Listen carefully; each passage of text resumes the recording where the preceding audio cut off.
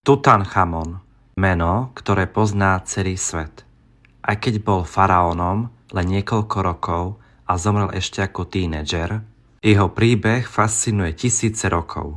Slávu si získal najmä vďaka hrobke objavenej v roku 1922, ktorá odhalila neuveriteľné bohatstvo starovekého Egypta a jeho kultúru. Tutanchamon nastúpil na egyptský trón približne v roku 1332 pred našim letopočtom, keď mal iba 8 alebo 9 rokov. Bol synom faraóna Achnatona, ktorý sa pokúsil zmeniť náboženstvo Egypta a uctieval jediného boha, Atona, boha slnka. Po smrti Achnatona sa tradičné náboženstvo obnovilo a mladý Tutanchamon sa stal symbolom návratu. Pôvodne sa volal Tutanchaton, žijúci obraz Atona, no zmenil svoje meno na Tutanchamon, žijúci obraz Amona. Táto zmena názvu bola nielen náboženským gestom, ale aj politickým signálom stability, ktorú faraón priniesol Egyptu po náročných rokoch náboženských reforiem jeho otca. O jeho rodine sa vie, že mal súrodencov a že bol súčasťou jednej z dynastií, kde bolo manželstvo medzi príbuznými bežné, aby sa udržala čistá kráľovská línia.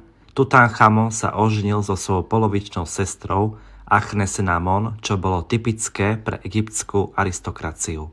Aj keď bol mladý, jeho úloha ako faraóna bola komplexná. Musel riadiť administratívu, armádu a zároveň zastávať náboženské obrady, ktoré spájali faraóna s božskou ríšou.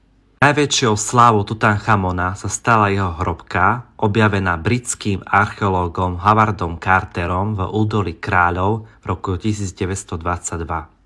Hrobka bola takmer nedotknutá, čo je v prípade egyptských hrobiek rarita. Väčšina bola totiž už vo staroveku vykradnutá.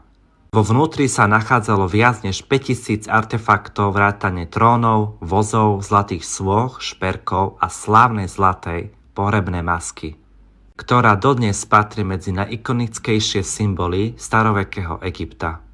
Každý predmet má svoj význam, od rituálnych nástrojov až po každodenné predmety, ktoré mali faraónovi slúžiť v posmrtnom živote.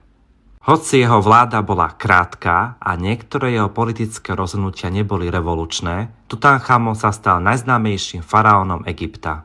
Nie pre veľké vojenské víťazstvá alebo reformy, ale pre legendárnu hrobku, ktorá prežila tisícročia a odhalila svetu bohatstvo a genialitu starovekej civilizácie.